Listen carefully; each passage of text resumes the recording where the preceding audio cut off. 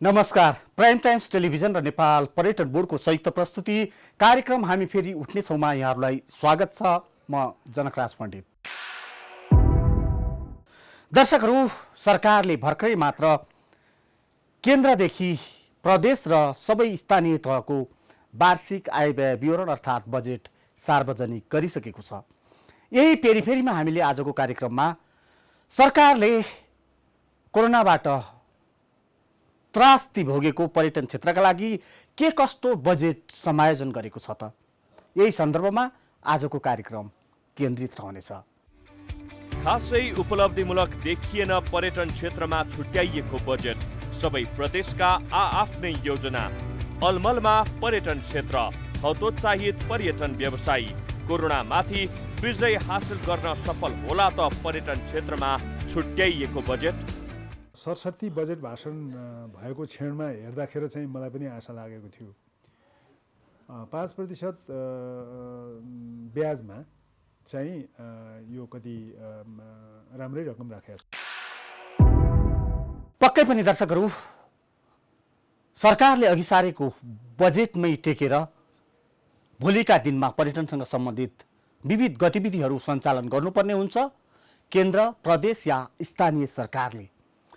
तथापि हाल आएको अर्थात् भर्खरै मात्र जारी भएको आर्थिक वर्ष 2077-78 को वार्षिक बजेटमा केन्द्र सरकारले नेपालको पर्यटन क्षेत्रलाई कसरी प्राथमिकता दिएको छ त, आउनुहोस् हेरौँ। प्रारम्भमा यो रिपोर्ट। सरकारले पर्यटन प्रवर्धन तथा पूर्वाधार विकासका लागि 1 अर्ब 26 करोड बजेट विनियोजन गरेको छ। संसदमा आगामी आर्थिक वर्ष 2077-78 को बजेट पेश गर्दै अर्थमन्त्री युवराज खतिवडाले पर्यटकीय गन्तव्य तथा पूर्वाधारको व्यवस्था गर्न उक्त बजेट विनियोजन गरिएको जानकारी दिएका हुन्। कोरोना संक्रमण जोखिमको कारण विश्वव्यापी रूपमा आवागमन बन्द भई पर्यटन क्षेत्रमा परेको नकारात्मक प्रभावलाई मध्यनजर राखी हवाई सेवा, होटल, ट्राभल, रेस्टुरेन्ट, ट्रेकिङ, पर्वतारोहण लगायतका सेवा क्षेत्रको पुनरुत्थान गर्न कर, शुल्क, ब्याज लगायतका सुविधाको व्यवस्था गरिनेछ। एक प्रदेश एक पर्यटकीय गन्तव्यको अवधारणा अनुरूप सबै प्रदेशमा ठुला पर्यटकीय पूर्वाधार विकास गरिनेछ। कोरोना संक्रमणको जोखिम नियन्त्रण हुनासाथ पर्यटन क्षेत्रलाई शीघ्र पुनर्स्थापित गर्न पर्वतीय, कृषि, ग्रामीण, जलयात्रा, सांस्कृतिक, मनोरञ्जन, खेल, स्वास्थ्य तथा पर्यटन लगायतका नयाँ पर्यटकीय सेवा विस्तार गर्न आवश्यक पूर्वाधार विकास गरिनेछ। पर्यटक आगमन, पदयात्रा, हिमाल आरोहण र उद्धारलाई थप व्यवस्थित एवं सुरक्षित बनाउन नवीन पर्यटक सूचना व्यवस्थापन प्रणाली लागू गरिनेछ। पशुपति, जनकपुर र मुक्तिनाथ सहित अन्य मठ, मन्दिर, गुम्बा तथा चुचुरा नदी, ताल र कुण्ड लगायतका धार्मिक तथा पर्यटकीय क्षेत्र विकास कार्यक्रमलाई निरन्तरता दिइनेछ। रारा ताल क्षेत्रको दीर्घकालीन विकासको लागि गुरु योजना तयार गरी कार्यान्वयन गरिनेछ। यसका साथै एक प्रदेश एक पर्यटकीय गन्तव्यका लागि आवश्यक पूर्वाधारहरू व्यवस्थापन गरिनेछ भने मौलिक संस्कृतिको पनि विकास गरिनेछ। यसलाई पुनरुत्थान गर्न कृषि, जलयात्राका लागि हिमाली तथा पहाडी क्षेत्रमा पर्यटनका सम्भावना पहिचान गरिनेछ। साथै हवाई क्षेत्र, होटल व्यवसाय, ट्रेकिङ, पर्वतारोहणमा कर छुट लगायतका व्यवस्था गरिएको छ। तर ती क्षेत्रमा कार्यरत 11 लाख भन्दा बढी मजदुरका सन्दर्भमा भने बजेट मौन चाहिँ देखिन्छ। हो, हुन त केन्द्र सरकारले निजामती कर्मचारी लगायत विभिन्न क्षेत्रसँग कार्यरतका लागि भनेर देश दर्शन भन्दै पर्यटनसँग सम्बन्धित रहेर एउटा अभियानै आफ्नो बजेट मार्फत सार्वजनिक गरेको छ। तथापि देश दर्शनमा निस्कने निजामती कर्मचारीलाई के कति राहत र सहुलियत दिने भन्ने बजेटमा कतै खुलाइएको छैन। यसले गर्दा अहिले राज्यले गरेको निर्णय कार्यान्वयनमा निकै ठुलो चुनौती समेत देखिएको छ र यही कुरालाई टेक्दै प्रदेश 1 देखि प्रदेश 7 सम्मले आफ्ना बजेट मार्फत पर्यटन क्षेत्रलाई कसरी हेरेका छन् त। अबको प्रस्तुतिमा प्रदेश सरकारले ल्याएको यो बजेट यहाँहरूका लागि। मुलुकको राजधानी रहेको सबैभन्दा बढी पर्यटकीय गतिविधि हुने बागमती प्रदेश होस् वा सगरमाथा उभिएको प्रदेश नम्बर 1, पर्यटकीय दृष्टिकोणले सबैभन्दा सम्भावनायुक्त प्रदेश गण्डकी प्रदेशले समेत पर्यटन क्षेत्रलाई कमै प्राथमिकतामा राखेको छ। 2077 साल असार 1 गते 7 वटै प्रदेशले सार्वजनिक गरेका आगामी आर्थिक वर्ष 2077-78 को बजेटमा कोरोना भाइरसका कारण शिथिल पर्यटन क्षेत्रलाई अगाडि बढाउन त परै जाओस्, बचाएर राख्न समेत ठोस कार्यक्रम ल्याएको देखिँदैन। प्रदेश 1, 2, बागमती प्रदेश र प्रदेश नम्बर 5 ले पर्यटन क्षेत्रका लागि नाम मात्रैको बजेट राखेका छन्। गण्डकी, कर्णाली र सुदूरपश्चिम प्रदेशले भने पर्यटन उद्योगलाई बचाउने केही कार्यक्रम ल्याएका छन्, तर तिनको कार्यान्वयनमा भने प्रश्न चिन्ह नै लागिरहेको छ। आउनुस् प्रदेश 1 ले सार्वजनिक गरेको बजेटमा कसरी पर्यटन क्षेत्रलाई समेटेको छ त? प्रदेश नम्बर 1 सरकारले आर्थिक समृद्धिको आधार पर्यटन, उद्योग र व्यापार भन्ने नारा अगाडि सार्दै मुन्धुम ट्रेल निर्माण गर्ने कार्यक्रम बजेटमा समेटेको छ। त्यस्तै विजयपुर, चौदण्डी, हतुवागढी, हिलिहाङ, विराट दरबार र किचकवध संरक्षण गर्ने बजेटमा उल्लेख छ। हलेसी, बराहा क्षेत्र, ट्याम्के, माङसेबुङ, सिलौटी, पाथीभरा जस्ता क्षेत्रको संरक्षण गर्ने सन्दर्भ प्रदेश 1 को बजेटमा परेको छ। प्रदेश सरकारले पर्यटन क्षेत्रमा खर्च गर्ने भन्दै 1 अर्ब 19 करोड छुट्याए पनि कोरोनाका कारण शिथिल बनेको पर्यटन उद्योग बचाउने कुनै योजना ल्याएको छैन। अन्तर्राष्ट्रिय महत्त्वका सिमसा क्षेत्रको संरक्षण र विवेकपूर्ण उपयोग गर्दै पर्यटनको गन्तव्यको रूपमा विकास गरिनेछ। सम्भाव्य पर्यटकीय गन्तव्यको पहिचान साथै प्रमुख पर्यटकीय स्थल, प्राकृतिक एवं ऐतिहासिक, धार्मिक, सांस्कृतिक स्थल, राष्ट्रिय सम्पदा र उद्यानहरूलाई पर्यटकीय गन्तव्यको रूपमा विकास गरी पर्यटकीय क्षेत्रको प्रवर्धनमा जोड दिइनेछ। स्थानीय तहसँगको समेत सहभागितामा ग्रामीण विकासको लागि पदमार्ग पर्यटनको विस्तृत परियोजना तयार गरी कार्यान्वयन सुरुवात गरिनेछ। यसको सुरुवात मुन्धुम ट्रेल पदमार्गको निर्माण कार्यबाट सुरुवात गरिनेछ।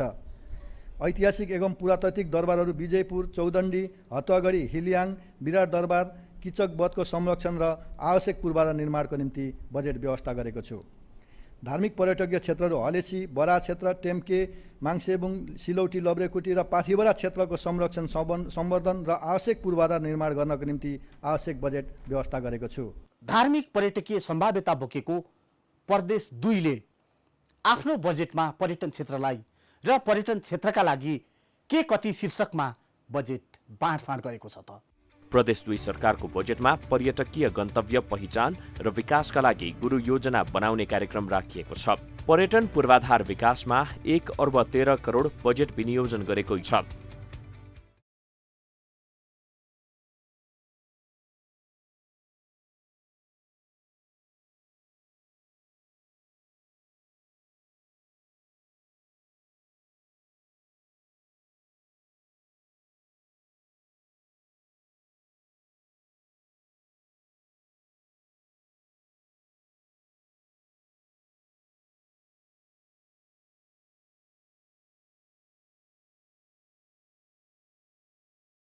प्रदेश 3 अर्थात् बागमती प्रदेशले आफ्नो आर्थिक वर्ष 77-78 को वार्षिक बजेटमा पर्यटन क्षेत्रलाई कसरी समेटेको छ? पर्यटनमा अधिकांश प्रचारात्मक कार्यक्रम ल्याएको बागमती प्रदेशले 3 वटा हिल स्टेशन र 8 वटा नमुना गन्तव्य निर्माणलाई निरन्तरता दिने भनेको छ। यो चालु आर्थिक वर्षकै कार्यक्रम हो। हिल स्टेशन र नमुना गन्तव्य बनाउने पपुलिस्ट बजेटमा गौरी शङ्कर परिथप कार्यान्वयनमा लैजाने घोषणा रहेको छ।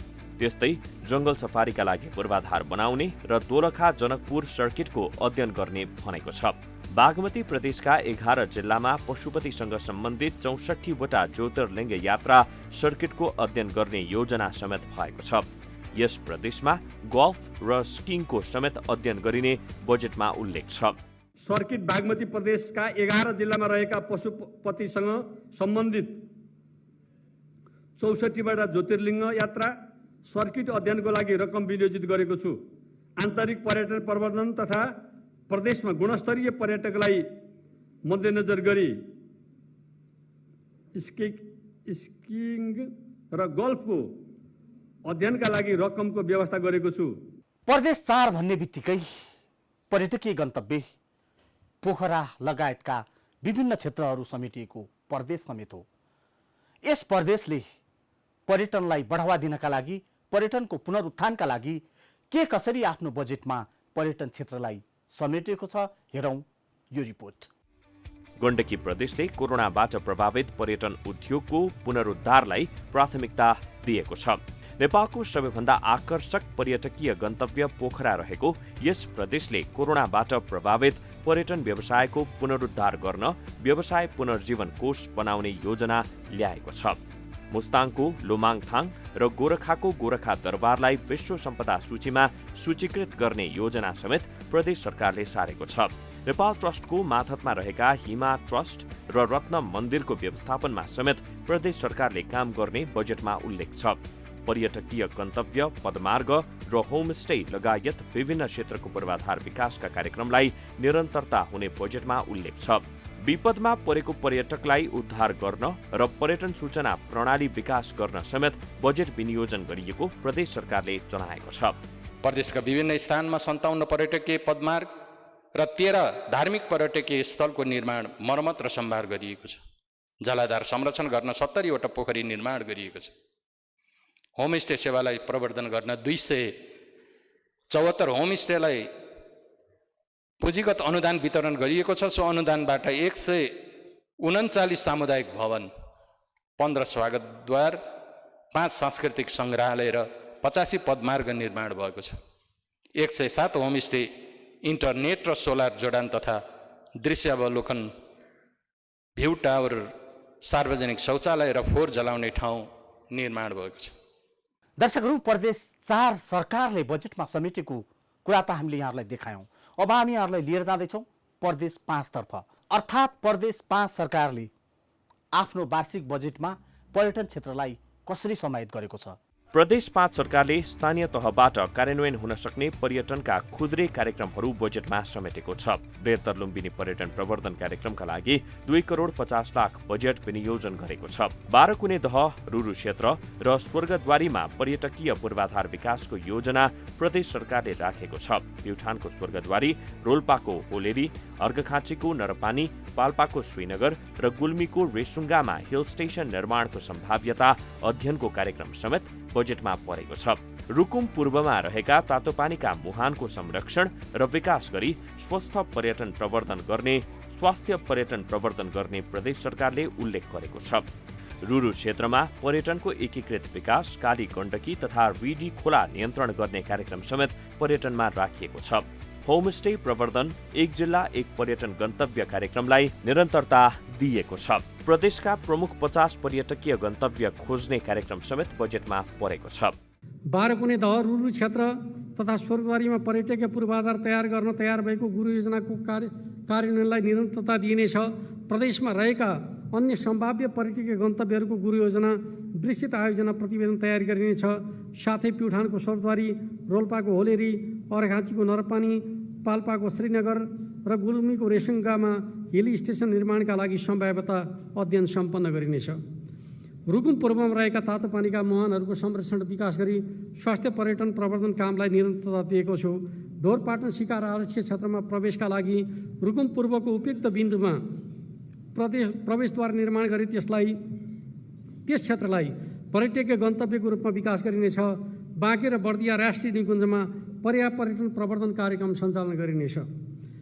सधैँ विकासको दृष्टिकोणले पछाडि रहेको प्रदेश हो कर्णाली प्रदेश, अर्थात् प्रदेश नम्बर 6।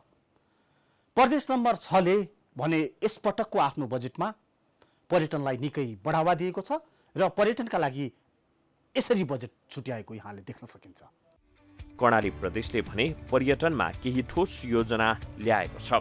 कोभिड-19बाट प्रभावित बनेको पर्यटन उद्योग, होटल, रेस्टुरेन्ट लगायतको पुनः सञ्चालनमा सहुलियत दिने घोषणा प्रदेश सरकारले गरेको छ। सुर्खेत विमानस्थलको विस्तार र स्तर उन्नति गर्न जग्गा व्यवस्थापनका लागि संघीय सरकारसँगको साझेदारीमा वित्तीय व्यवस्थाका लागि समेत प्रदेश सरकारले 50 करोड रुपैयाँ हालेको छ। यसले संघीय सरकारमाथि समेत विमानस्थल स्तर उन्नतिका लागि दबाव बढ्नेछ। रारा, फोक्सुन्डो, काँक्रेबिहार, बुलबुले, पञ्चाल झरना, कुपिन्टे दह, लिम, सेन्जा, पञ्चकोशी लगायत क्षेत्रमा पर्यटकीय पूर्वाधार बनाउने उल्लेख छ। हिमाली र पहाडी भेगमा सम्भाव्यताका आधारमा पदमार्ग निर्माणको काम समेत सुरु गर्ने प्रदेश सरकारको योजना छ। रारामा नमुना मुरमा गाउँ विकास गर्ने तथा ताल्चा विमानस्थलबाट मिली चौरसम्म पर्यटन पहुँच मार्ग निर्माणको योजना समेटिएको छ। सबै जिल्लामा प्रमुख पर्यटकीय गन्तव्य विकासका लागि पूर्वाधार निर्माण गरिनेछ। रारा, सेफोक्सुन्डो, काँक्रीबिहार, बुलबुले, पचाल झरना, कुपिन्डे, लिमी, सिंजा, पञ्चकोशी, स्यार्पु, कुशे, पाटन लगायत पर्यटकीय क्षेत्रको पूर्वाधार विकासका लागि रु 10 करोड विनियोजन गरेको छु। हिमाली तथा उच्च पहाडी क्षेत्रमा सम्भाव्यताको आधारमा नमुना पदयात्रा मार्ग निर्माणको कार्य सुरुवात गरिनेछ। पदयात्रा मार्ग निर्माण गर्दा परम्परागत स्थानीय निर्माण सामग्री मात्र प्रयोग गरिनेछ। मुलुकको एक प्रमुख पर्यटकीय आकर्षणको रूपमा रहेको मनमोहक रारा क्षेत्रमा आवश्यक पूर्वाधार विकासका लागि सरकार नागरिक साझेदारीमा होमस्टे पर्यटनको प्रवर्धन गर्न आवास सहितको नमुना मुरमा गाउँ विकास गरिनेछ। सुदूरपश्चिम प्रदेश सरकारले आफ्नो पर्यटनको विकास र विस्तारका लागि के कति बजेट विनियोजन गरेको छ त? सुदूरपश्चिम प्रदेशले शिथिल बनेको पर्यटनलाई गति दिन र पर्यटकीय क्रियाकलाप विस्तार गरी रोजगारी र आय आर्जन बढाउने गरी एक निर्वाचन क्षेत्र, एक धार्मिक गन्तव्य कार्यक्रम ल्याउने घोषणा गरेको छ। प्रदेश सरकारले खप्तड र रामा रोशन पर्यटन विकास समितिलाई 4 करोड रुपैयाँ छुट्याएको छ। आगामी आर्थिक वर्षमा पर्यटन क्षेत्रको दिगो विकास गर्दै यस क्षेत्रमा रोजगारी एवं आय आर्जन वृद्धि गर्न पर्यटकीय पूर्वाधारको दिगो र एकीकृत विकासका लागि खप्तड पर्यटन विकास समिति, रामारोशन पर्यटन विकास समितिका लागि रु 4 करोड रुपैयाँ विनियोजन प्रस्ताव गरेको छु। प्रदेशमा नयाँ नयाँ पर्यटकीय क्षेत्रहरूको पहिचान गरी पर्यटन क्षेत्रलाई आय आर्जनको मुख्य क्षेत्रको रूपमा विकास गर्न प्रादेशिक पर्यटन विकास गृह योजना निर्माण गरिनेछ। चालु आर्थिक वर्षमा सञ्चालित पर्यटन करिडोर विकास कार्यक्रम, धार्मिक पर्यटन, भ्यू टावर, पदमार्ग लगायतका कार्यक्रमहरूलाई आगामी आर्थिक वर्षमा निरन्तरता दिएको छु। यसका लागि रु 43 करोड 33 लाख बजेट विनियोजन गरेको छु। यसरी समग्रतामा हेर्ने हो भने केन्द्र सरकारले चाहिँ संघीय सरकारले पनि पर्यटन क्षेत्रका नाममा खासै उत्साहजनक बजेट विनियोजन गरेको देखिँदैन। यसले पनि कोरोनाबाट थलथल भएको पर्यटन व्यवसाय र पर्यटन क्षेत्रमाथि उठ्नका लागि समस्या पर्ने देखिन्छ। पक्कै पनि नेपालको अर्थतन्त्रलाई हेर्ने हो भने पर्यटन क्षेत्रको नेपालको कुल ग्रास उत्पादनमा 2.2% हिस्सा यस क्षेत्रले ओगटेको पाइन्छ। तथापि राज्यले यस क्षेत्रलाई यस कोरोना महामारीको अवस्थामा खासै आफ्ना बजेटहरूमा सम्बोधन गरेको भने हामी देख्न सक्दैनौँ। भर्खरै मात्र हामीले यहाँहरूलाई 7वटा प्रदेशले पर्यटन क्षेत्रमा छुट्याएको बजेट सम्बन्धी यो रिपोर्ट देखाइसकेपछि हामी स्पष्ट रूपमा भन्न सक्छौँ गण्डकी प्रदेश, कर्णाली प्रदेश र सुदूरपश्चिम प्रदेशले बाहेक अन्य प्रदेशहरूले पर्यटन क्षेत्रका लागि ल्याएको बजेट केवल आँखामा छारो हाल्ने बाहेक केही पनि छैन। हामी चाहन्छौँ नेपालको पर्यटन क्षेत्रले छिट्टै काँचुली फेरोस्। त्यही अपेक्षासहित हामीले यो कार्यक्रम प्रारम्भ पनि गरेका छौँ। अब आउनुहोस् यही बजेट लगायत अब हामी कसरी उठ्न सक्छौँ त? अर्थात् नेपालको पर्यटन क्षेत्र उकास्नका लागि अब राज्यले कस्ता एजेन्डा अघि सार्नुपर्छ, यही सन्दर्भमा केन्द्रित रहेर हामीले कुराकानी गरेका छौँ नेपाल पर्यटन बोर्डका बोर्ड सदस्य दीपक महतसँग। त्यहाँलाई कार्यक्रममा स्वागत छ। नमस्कार। मैले प्रारम्भमै भने यो पर्यटन क्षेत्रमा कोरोनाले पारेको इम्प्याक्टका बारेमा अलिकति बताइदिनु न। यो सबैभन्दा सुरुमै कोरोनाको असरमा पर्यो यो पर्यटन र अहिलेसम्म आइपुग्दाखेरि अलमोस्ट अल पर्यटन क्षेत्रका व्यवसायहरू, होटल, लज, रिसोर्ट, जलयात्रा अथवा चाहिँ एडभेन्चर एक्टिभिटिजहरू कुनै पनि गन्तव्यमा अहिले पर्यटक छैनन्। कुनै पनि चाहिँ पर्यटकीय गतिविधिहरू सञ्चालन हुन सकेको छैन र व्यवसायीहरू अहिले पुरै घर बस्न बाध्य हुनु परेको छ। यसका कामदारहरू, कर्मचारीहरू र चाहिँ फिल्डमा काम गर्ने कर्मचारीहरू पुरै बेरोजगार भएका छन्। उनीहरूको चाहिँ रोजीरोटीको समस्या एकदमै बल्दो रूपमा देखा परेको छ र अहिलेको स्थिति भन्नुभन्दा चाहिँ एक्टिभ लकडाउनको समयमा चाहिँ जिनतिन एक खालले मान्छेको मनोविज्ञान त्यति बिग्रेको थिएन।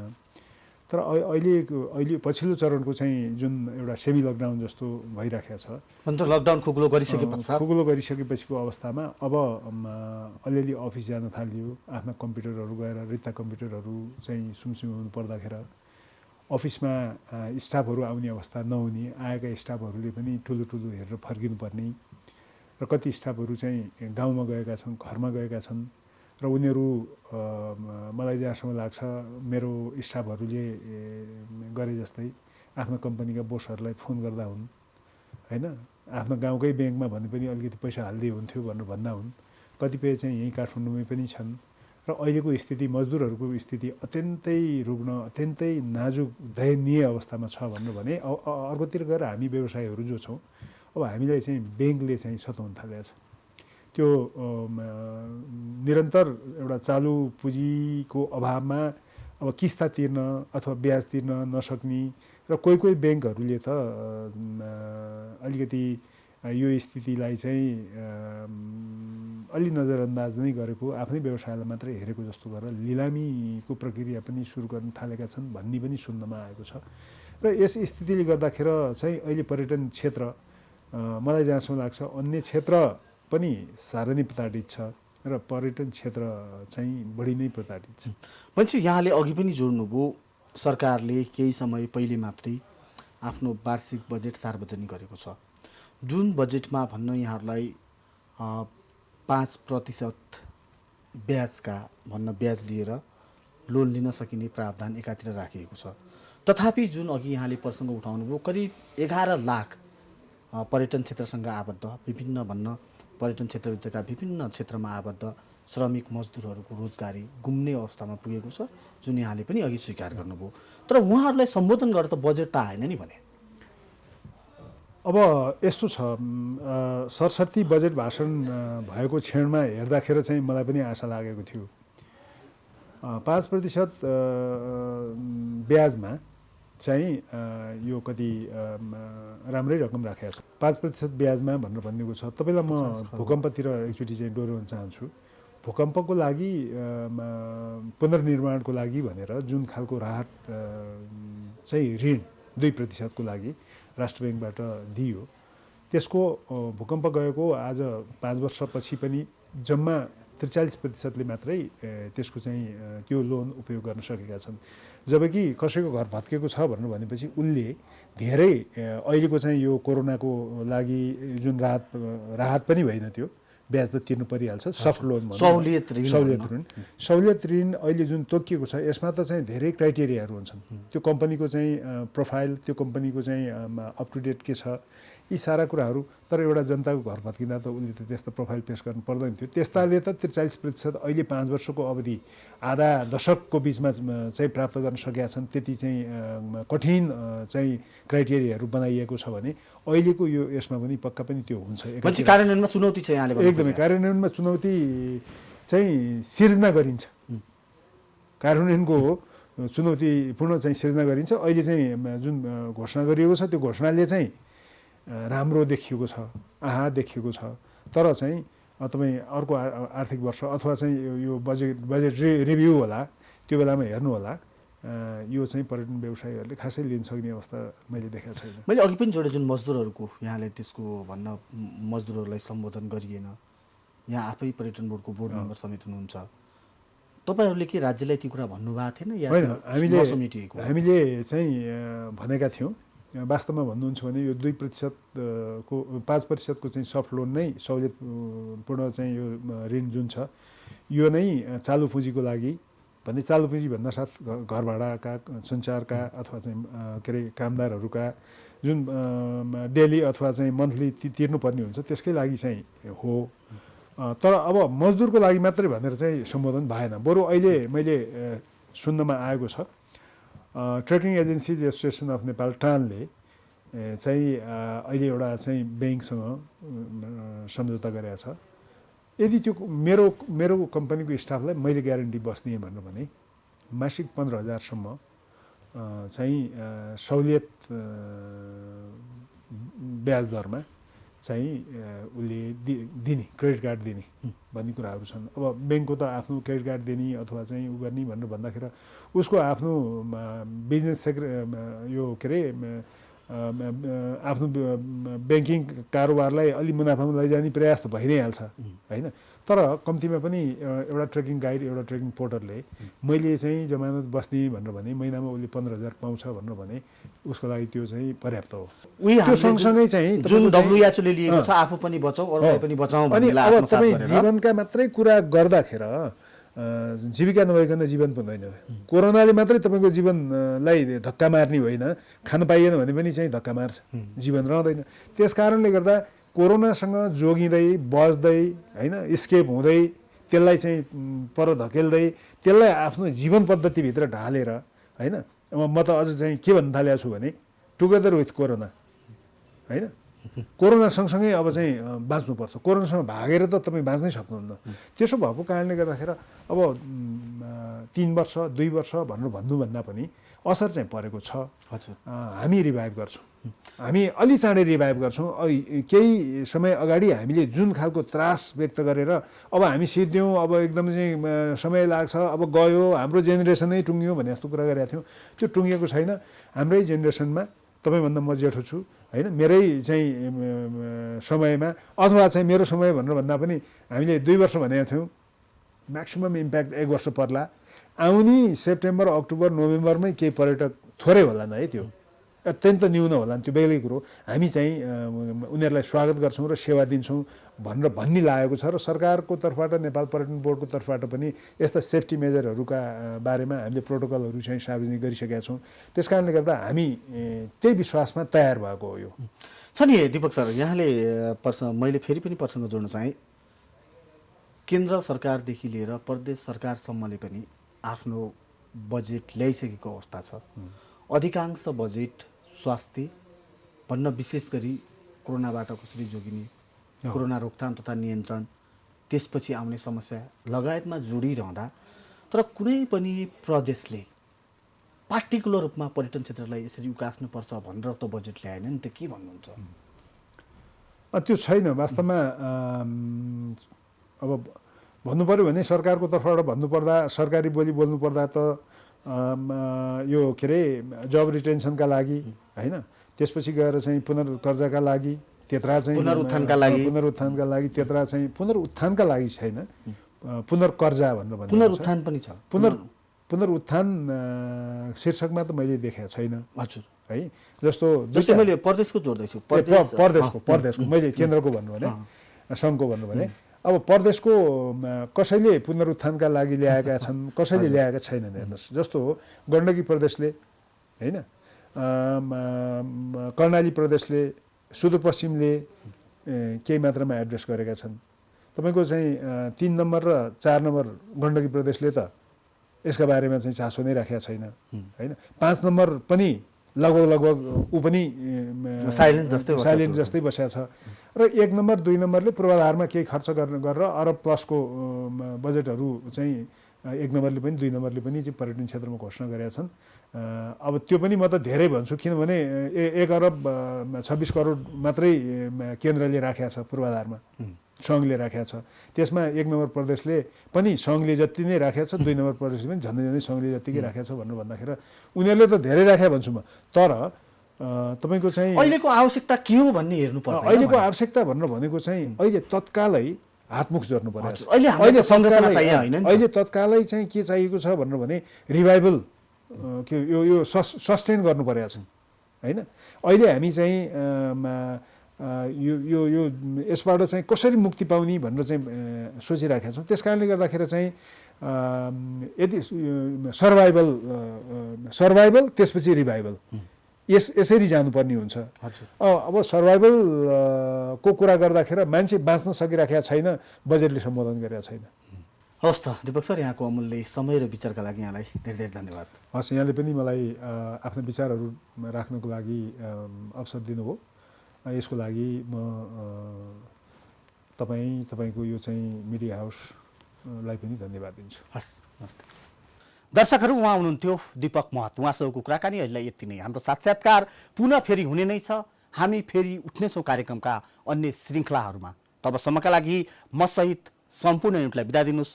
नमस्कार।